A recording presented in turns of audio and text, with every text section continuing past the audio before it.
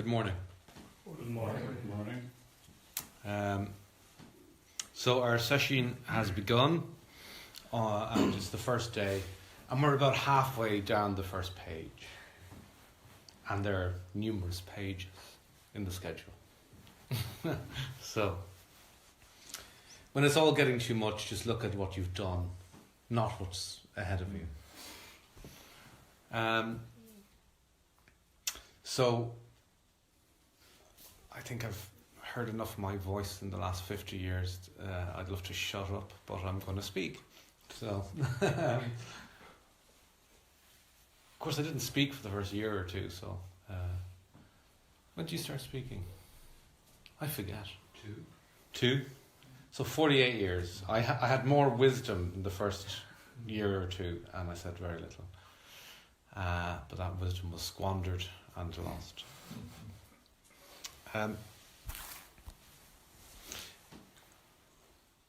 So the Zen tradition, of course, is famous for being a direct transmission outside the sutras, outside the scriptures, a direct pointing at reality.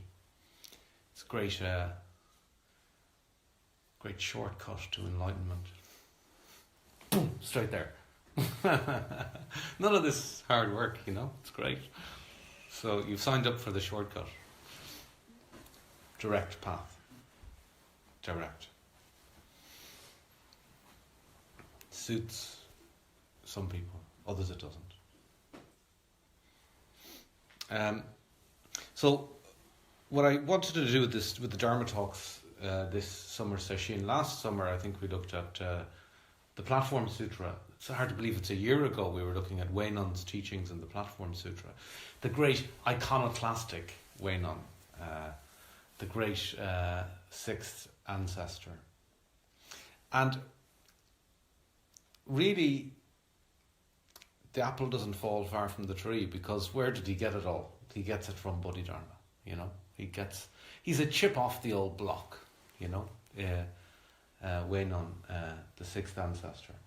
But the funny thing about Bodhidharma, such a famous, well-known, foundational teacher in the Zen tradition, but someone that we don't look at very often, someone who we don't go back and consider that frequently. Some people have accused the Soto school, the Chaodong school as it's called in China, our school, of being, in its Japanese manifestation, of being Doganists. That we are just Dogen. And we are. Because it's all there. Dogen was an amazing master, significant master. And his Shobogenzo, of course, is a compendium, is a complete, almost summary of the tradition, So there's enough there for many lifetimes, the Shobogenzo.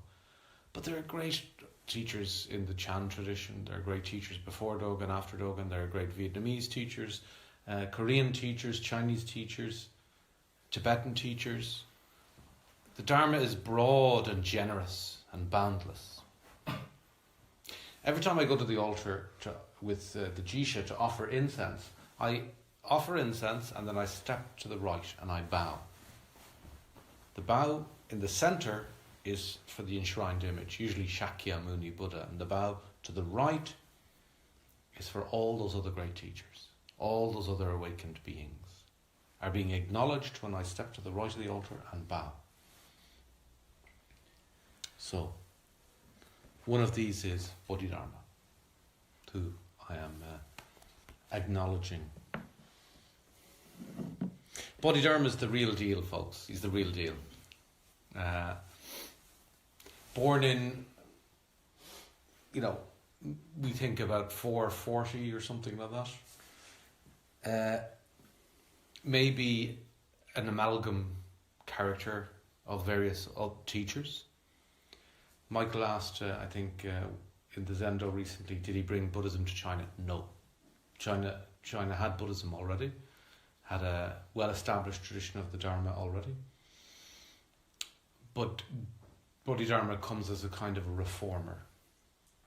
And for us, of course, he's the first Indian, he's the first Chinese patriarch in the Zen lineage.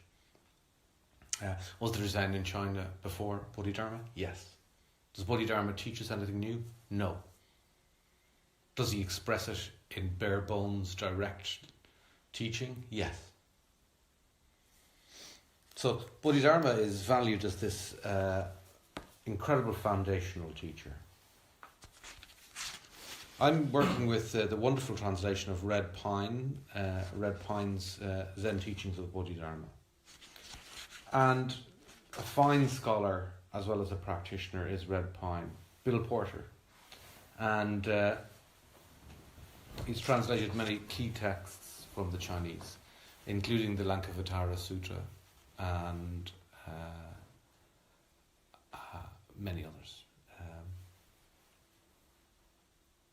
But here's his translation of Bodhidharma's teachings. Yes, he addresses the question Michael raised recently. When Bodhidharma arrived in China in the latter part of the 5th century, there were approximately 2,000 Buddhist temples and 36,000 clergy in the south. In the north, the census in 477 counted 6,500 temples and nearly 80,000 clergy. Huge explosion. Less than 50 years later, another census conducted in the north raised these figures to 30,000 temples and 2 million clergy, or about 5% of the population. So 5% of the population were going around dressed in robes. Could you imagine what chaos? How do you keep the whole thing going? Buddhism was spreading among the common people north of the Yangtze, and Bodhidharma's teaching career is north and south of the Yangtze, crosses the Yangtze. He arrives in the south first. Where's he from? Maybe southern India. Maybe present-day Syria, Persia, Iran. Maybe. Because, of course, Buddhism was all over Syria and Persia and Afghanistan and Kashmir. All these amazing monasteries and centres of learning. And so some sources think that he may have been from Iran, that area. But generally the consensus that he came from southern India, may have been a Brahmin from southern India, who sails, because he couldn't go through the land because the Huns were occupying up there. No thanks. Okay, so you don't want that. Sailed, 3-year journey, and arrives in China. And the kind of Buddhism that he encounters is a Buddhism that is heavily ritualized, is mixed up with magic, and heavily accented on ceremony, and not a huge emphasis on actually sitting Zazen, trying to see into one's own nature. So Bodhidharma comes to revive, his teaching is to revive the core practice, the Zen teachings. What Shakyamuni was doing under the Bodhi tree when he had his insight, had his great awakening. That's what it's all about. So he wanted to replace the emphasis there.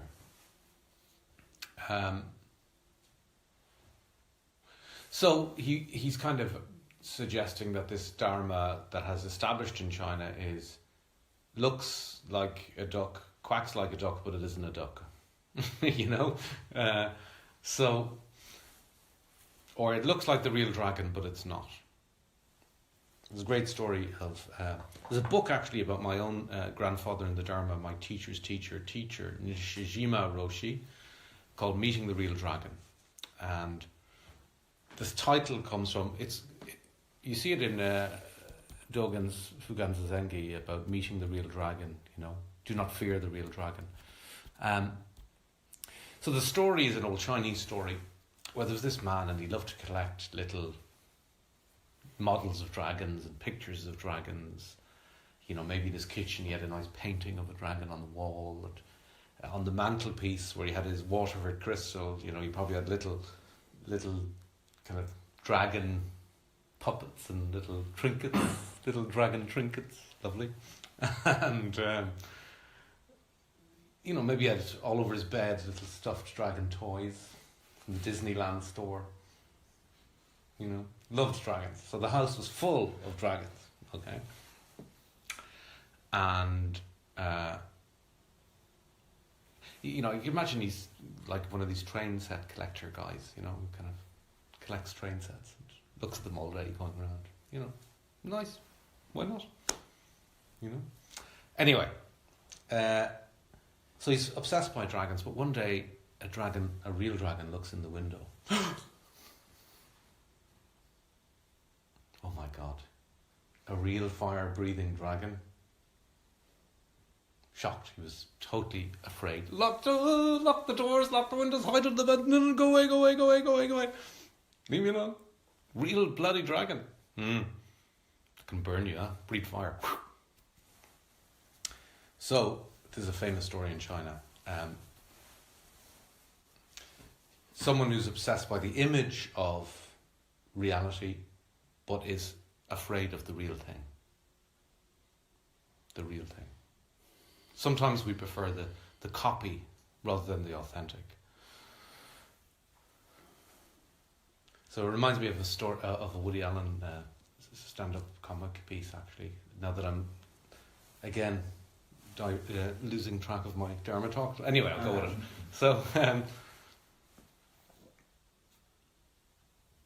So Woody Allen's in his stand-up, he's saying, from the 1960s, he says, I went up to upstate New York and I went hunting moose. I went hunting moose. And I was going through the forest and saw a moose. Shot the moose, right? Good prop here. Okay, got the moose, right? Moose is lying on the ground. Not a very Buddhist thing to do, by the way, particularly with a kutsu. Shoot a moose. Shoot an imaginary moose. So he gets the moose and he gets him up onto the car, ties him up, and he's driving back to New York. And he's driving into Manhattan. And the moose wakes up. Because the moose wasn't shot, he was just grazed. The bullet just grazed him, knocked him unconscious. So the moose is awake and he's going crazy on top of the car. And the moose is like indicating to take a left, and with his antler, and it's causing loads of chaos because there's a law against moose using their antlers in New York to indicate every Tuesdays and Thursdays. And so he's driving, and what am I going to do? The moose is awake. He's banging away on top of the car. Moose banging away. And then he remembers that he's invited to a fancy dress party, a costume party. So I know what I'll do. I'll go to the costume party and I'll ditch the moose. And no one will know that I was responsible for the moose, and then I'll slip off. I'll disappear. Okay? So he goes to the costume party and rings the bell. The moose is beside him. And they open the door. And he says, "Hi, I'm sorry for being late. You know the Goldenbergs, don't you?" So in they go into the party. In comes the moose. The moose is mingling. Moose is making small talk around. Someone tries to sell him insurance for about half an hour. The moose is just listening. And I think he adds that the moose scores as well. I don't know about that. Moose is happy at the buffet going around. So the night is finishing, and what is it? What happens next? Yeah, the night is finishing, and there's a prize for the best dressed person, best dressed costume in the party. So the host gets up into the kitchen and says, "Okay, everyone, ding, ding, ding, ding, ding, ding, ding, whatever,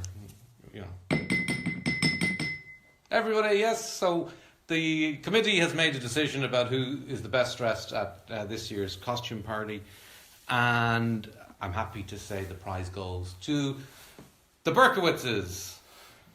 And the Berkowitzes are a man and wife dressed as a moose.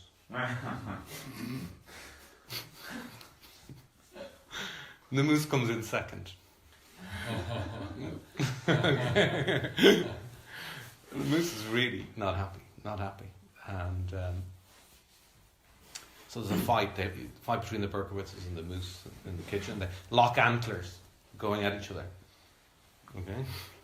So, the story continues from there. But essentially, the inauthentic moose, this is the point, okay? I'm getting to the point. The point is that the fake moose wins the prize. Okay? Fake moose wins the prize, the real moose comes in second. So Bodhidharma wanted to celebrate the real moose.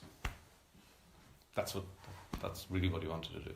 So he arrives in from wherever he's from, China, southern India or Persia, whatever, and he arrives into China. And the teachings that we have from Bodhidharma we're not sure if they're actually direct teachings of Bodhidharma or his disciples in later years and centuries, whether they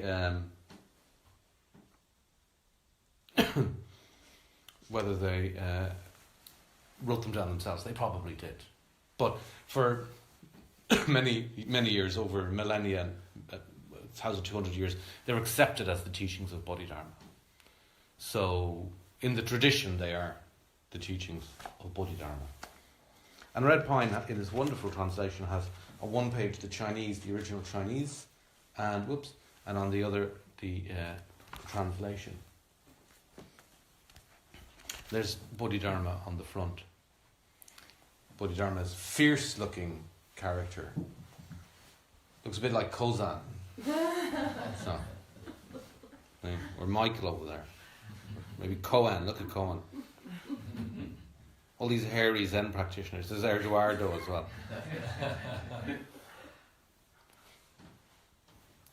Gone. Beard is gone. So look at all these Bodhidharmas sitting around the place with their hipster beards. Right? So Bodhidharma looks like that. Not the shave. No shaved head on him there. No cleanly shaved face. Often see him with these earrings, these bulging eyes from sitting so much. Here he is walking. He's portrayed always as fierce, single-minded. He's walking with a staff with one sandal on it, dangling from the staff. And you can pass it around the picture if you want, Magda. So the story is that Bodhidharma, when he dies, a few years afterwards, is seen travelling back towards India after his death. And he says he's going back to where he came from. And Bodhidharma, they go to Bodhidharma's tomb and they open it. And they find one sandal. Just one sandal inside the tomb. Just one. That's all that's left. So the person who saw Bodhidharma said on the end of his staff was one sandal dangling. He'd left the other one by accident back in the tomb where he's buried. So, so that's a typical portrayal of Bodhidharma.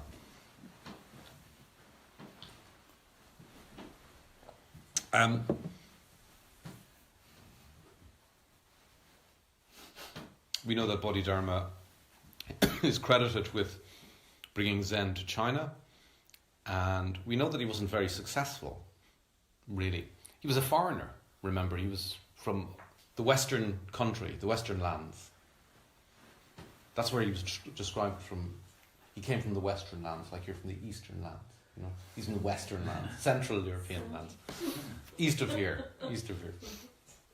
And it's funny, when I went to Lithuania years ago as well, they said, we're in the centre of Europe, we're not Eastern Europe. So,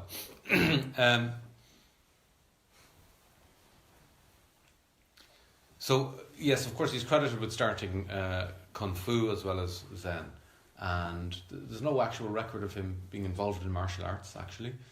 But there is an association with the Shaolin monastery, where near enough to that Shaolin monastery, which I think now is basically a tourist trap, I've never been, is the cave where Bodhidharma was supposed to have faced the wall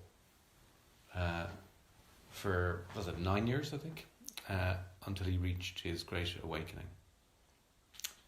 And he's got an association with tea as well, the arrival of tea, because they say that to stay awake in that long meditation, he ripped out his eyelashes, threw them on the ground, and they upsprung the first tea plants.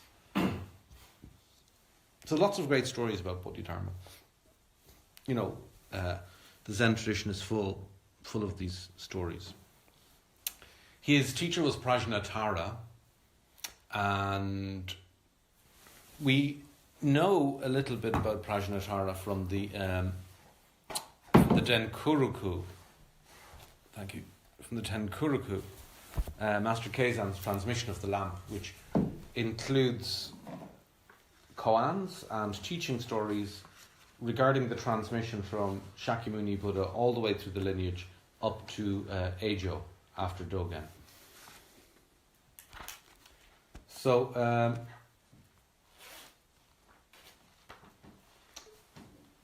let's just find a quick... Actually, I might just... Yes, well, let's have a look here. Oh yeah, there is Bodhidharma now. So his teacher, by the way, was Prajnatara. Prajnatara, the 27th patriarch, was the Venerable Prajnatara. Once the 26th patriarch asked, "Do you remember the past?" The master replied, "I remember being with the master eons ago. The master propounded the great wisdom, and I recited the profound sutra. The present event of our meeting probably is connected with that ancient cause." And I think he was an orphan, let's see. He'd lost both parents in his youth and did not know what his name was, wandering about in country villages, begging for food. He said, "To see today is to see eternity." That's from Master Keizan's Denkuruku about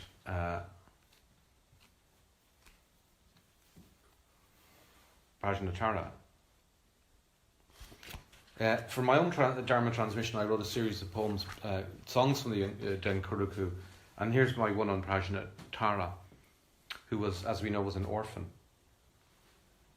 "Even orphans are mothered in this borderless country, where homeless vagrants can lay their heads at home.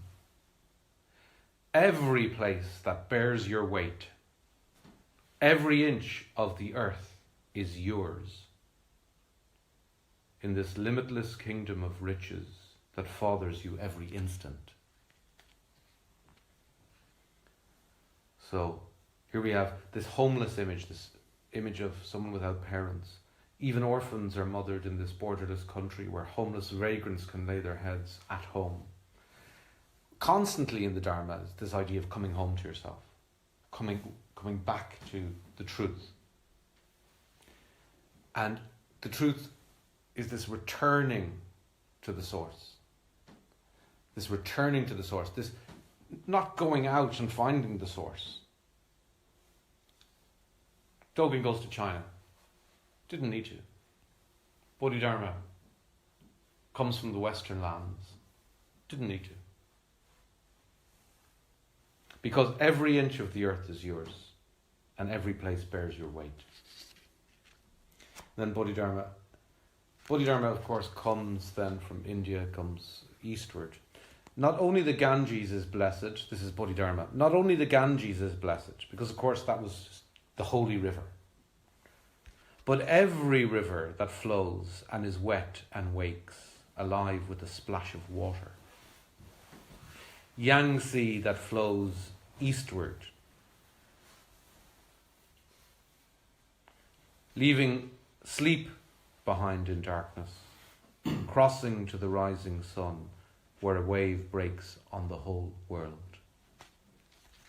So, Bodhidharma's move eastward, this bringing of the teachings of awakening, the Yangtze flowing eastward to the sea.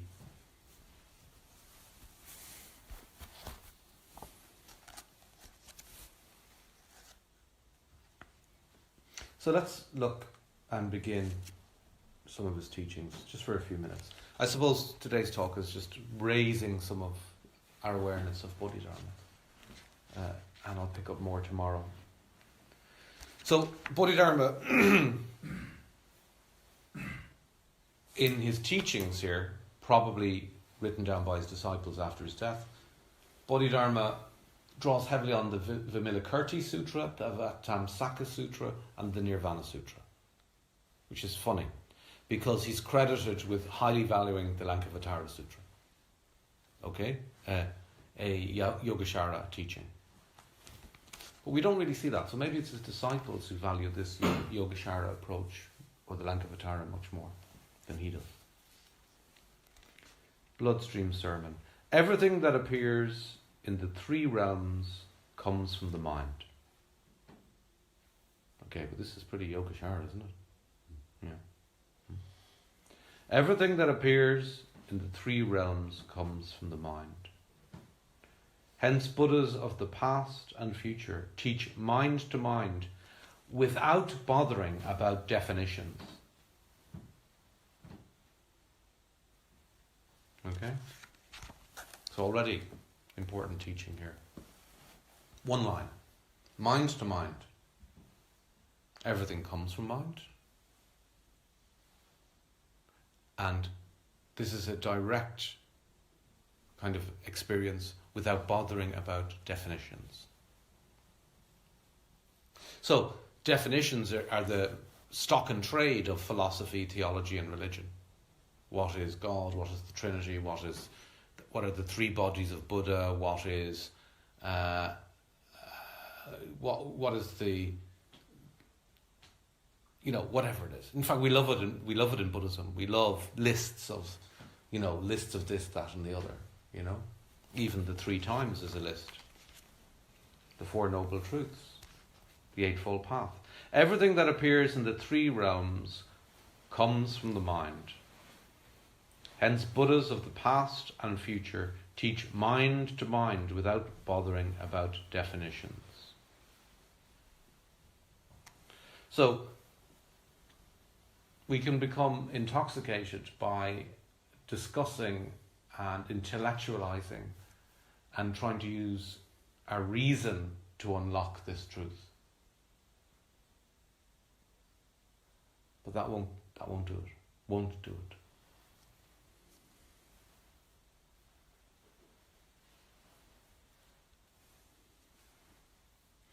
If they don't define it, but if they don't define it, what do they mean by mind? Asks someone listening to this teaching. You ask this question? If they don't define it, what do they mean by mind? You ask? That's your mind. That which is asking. I answer, that's my mind. If I had no mind, how could I answer? If you had no mind, how could you ask? That which asks is your mind. Through endless kalpas, without beginning, whatever you do, wherever you are, that's your real mind. That's your real Buddha. The mind is the Buddha. Whoa, so much in there. So much in there. So much in this sparse, terse presentation of Bodhidharma. Very, very simple, boiled down sentences, direct. That which asks, that's your Buddha nature. So, we're always going out looking, reading all these books I have, looking things up on on Google, going on retreats, going on pilgrimages, reading the Shobo Genzo. Did you read that new book about the Yogashara? No, actually, I think this one on the Madhyamaka is better. Did you read this? Did you read that? Have you read that sutra? Have you read that sutra? Did you read that sutra? Okay, so we're constantly searching. So there we have Manjusri with the sword on the altar, Bodhisattva of wisdom. Prajna. Cut through it.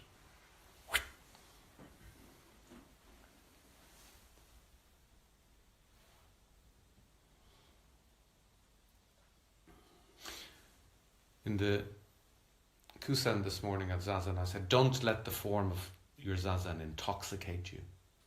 Don't become intoxicated by the Dharma. Let it support you and assist you. Don't let it make you drunker.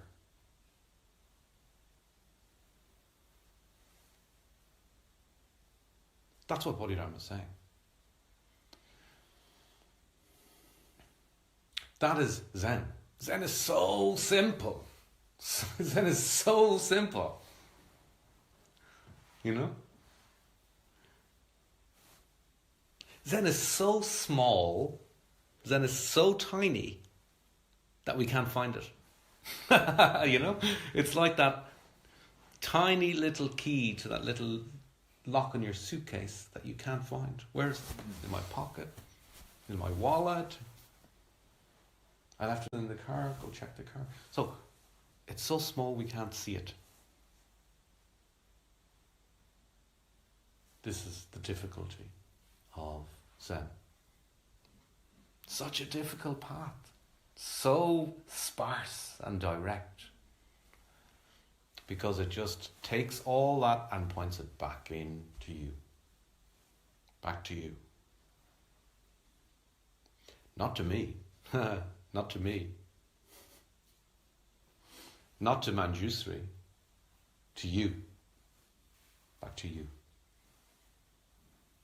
That's why Muho, the abbot of Antaiji, who's stepping down near Kyoto, likes to say this is an adult practice. It's a grown-up practice. It's a practice where you take responsibility. It's down to you. Dogen calls that taking the backward step and turning the light inwards. Because all our vision, my vision has been a nightmare this year, so I really appreciate my vision. All my vision, all my senses, the six consciousnesses, okay, of sight and smell and touch and hearing and taste and the mind, right? All of these, right? These six consciousnesses that we apprehend reality are constantly outward, directed outward. The seventh consciousness makes this concept of I, and the eighth is that deep consciousness. That, I hate to use the term, but I'll use it, eternal consciousness. Enduring consciousness, maybe that's a better term. Your true nature. So all this consciousness is directed outwards. And in Zazen, we, with the same effort that we put into that outward movement, we turn it inwards. Who am I? What am I? Who is it that is asking that? Who? What? Turn the light inwards. So this is difficult. We can sit there. This is day one of Sesshin. We have 7 days. It's Monday, we finish next Sunday. We can sit here for the whole Sesshin, drifting and dozing and daydreaming. And we will drift and we will doze and we will daydream. We will come in and out of that. But there will be other things as well.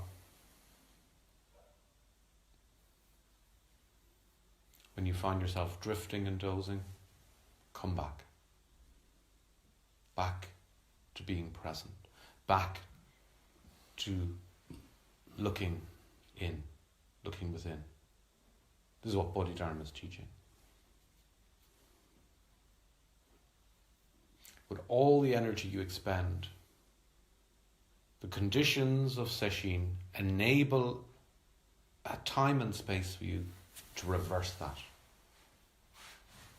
and to look within, to be still and silent and create the conditions for seeing and touching your true nature, your true mind. Which isn't the same as therapy. Which isn't the same as that process, that first process Dogen talks about in the Genjo Koan, about to study the Buddha ways, to study the self. Because there, all this stuff comes up about your karma. Your conditioned nature. Your desire. Your hatred. Your fear. Your joy. Your bliss. Your enrapturement. Whatever you want to call it. Your bliss, I suppose. Your to be enraptured and blissful. All of these states will emerge. But what is the unconditioned further down? What is further down?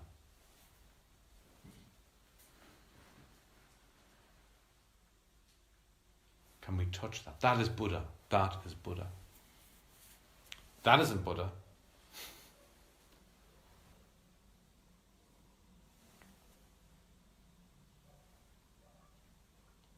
That's Buddha.